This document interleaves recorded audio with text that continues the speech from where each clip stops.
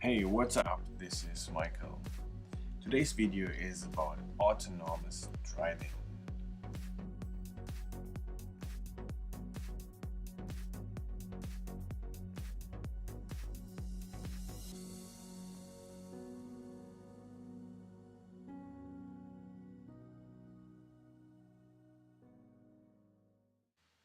My channel is about traveling and relaxing things to do. I do tests and reviews of flights, hotels, destinations, and products you need for your vacation. Since this channel is about traveling and relaxing, autonomous driving combines both.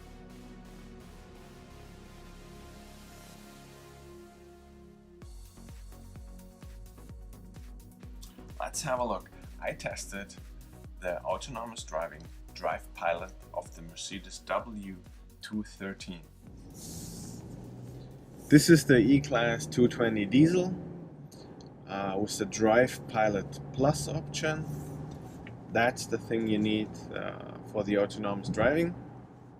It's actually a semi-autonomous driving, as Mercedes do not allow you just to go in the back or just sit on the side and brings you from A to B.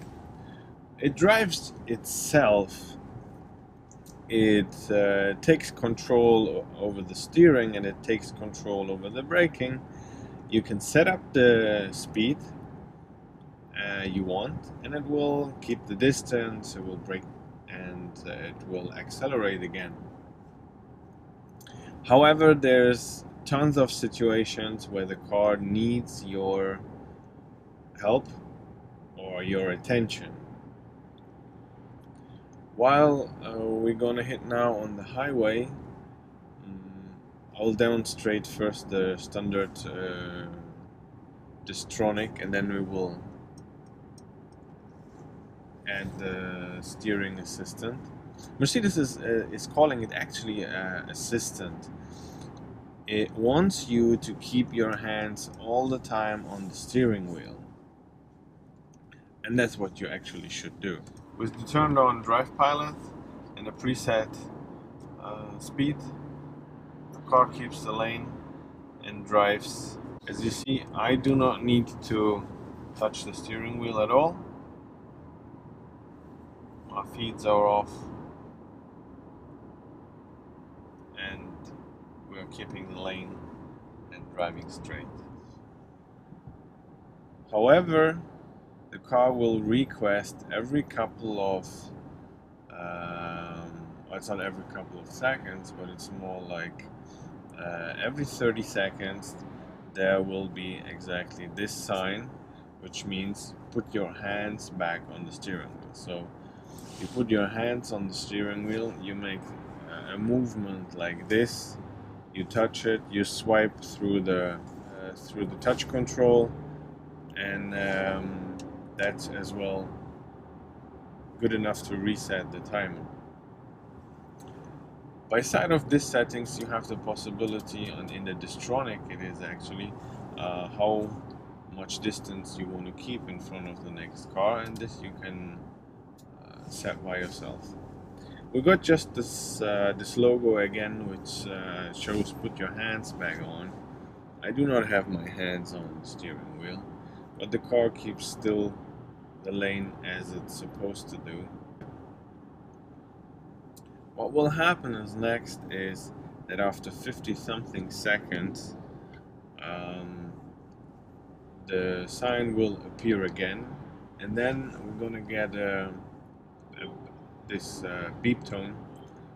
So, and this beep tone will become stronger, like you hear. So, and if you are not getting your hands on the steering wheel, or do this movement I said, or I showed, or this, or you push a button, the car will slow down and stop. I really like to use this system. When you are driving very far and the road is like straight and it's boring to go, you have a speed limit, then this system is really perfect. It don't mean you can take off your attention off the road, and do not mean you can stop watching what's going on, going back, play cards with your girlfriend or wife or kids. It just means you can relax a little bit more. Mercedes wants you that you keep your hands on the steering wheel, and it's just an assistance. And that's probably for safety the best.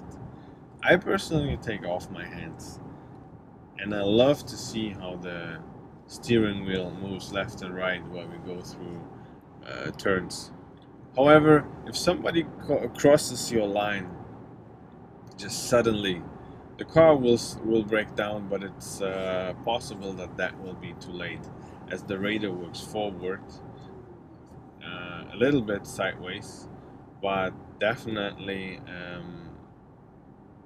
needs to see everything earlier. So if just somebody hits you from the right side and just goes into your lane, or from the left side into your lane, you're probably still gonna have an accident.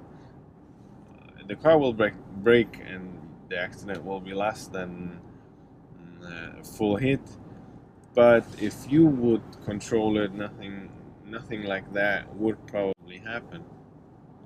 So the best in this situation would be to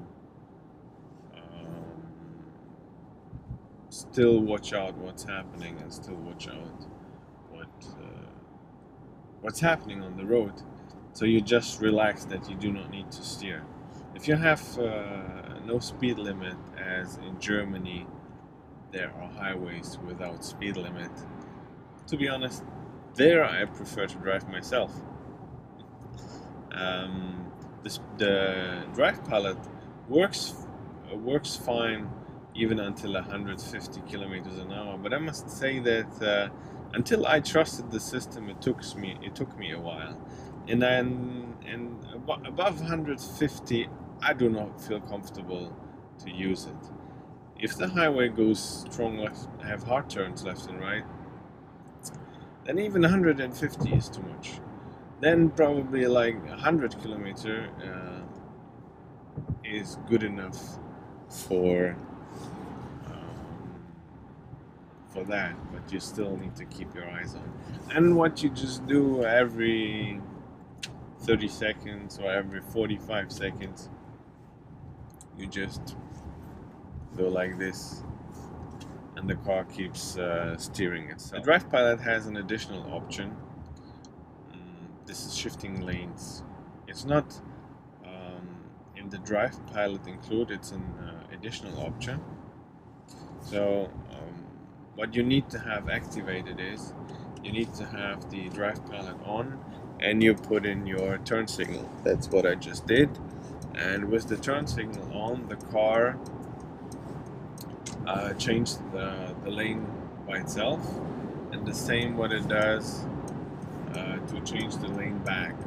So you just keep the indicator, turn signal, I don't know actually, I think you say indicator, you know what I mean. So you hit the indicator, and it turns the, I'm sorry for the light, it's this. And it turns the lane. It won't turn a lane if there is a car on the left, or if you go to the right. It won't change the lane as it knows when there is a car. So this is not an issue. I did watch left and right if there is anything, for my own safety, because it's still a trust thing if you let the car do anything.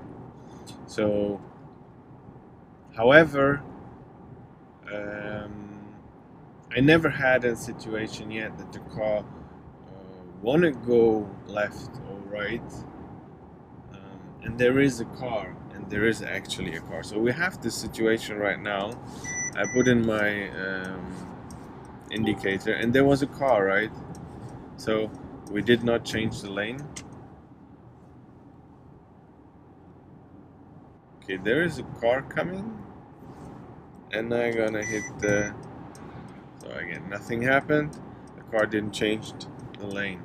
Alright, now it changed after the car passed. It won't turn back on the right lane by itself. You need to do it by yourself.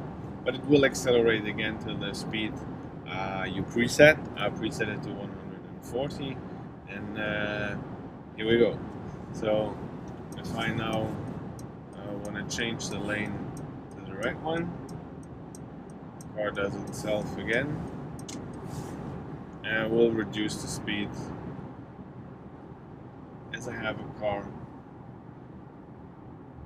in front of me.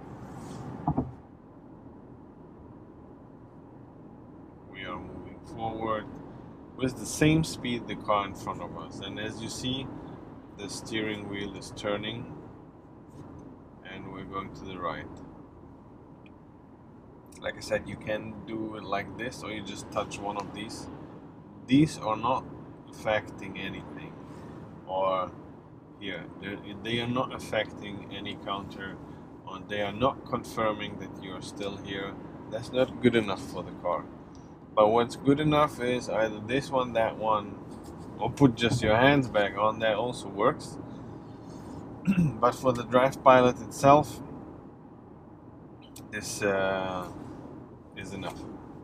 What also is an option, what I do not recommend, is like with your leg. It's very similar to the Tesla, but the Tesla gives you a little bit more freedom as how often you should touch the steering wheel. As the recent updates on Tesla changed that also, but there's less Mercedes crashing than the Tesla. Okay, you don't do that. What I did, you don't keep your hands off your steering wheel. I just do it to show it to you guys how that works. You just keep your hands on the steering wheel as Mercedes wants you to do that, okay? So you saw how the car drives straight, how the car brakes, how the car keeps the lane, changes the lane. And if you do not behave, so if you do not do what the car wants, that means staying in full control, the car gives you warn signals and will finally stop that. That was the autonomous driving of Mercedes, the Drive Pilot, tested in the W213 E Class. I tried to trick this system. You know, you need to shake the steering wheel, touch the steering wheel, push any button to avoid that the driver is requested all the time that he's still there. In the next video, I show you how to trick this system. If you'd like to see that, check down there the description of that video. Until then, thanks you for watching. If my video was helpful or you just liked it, please give it a thumb up. Maybe you consider subscribing for more videos. Thank you for watching. See you. Bye-bye.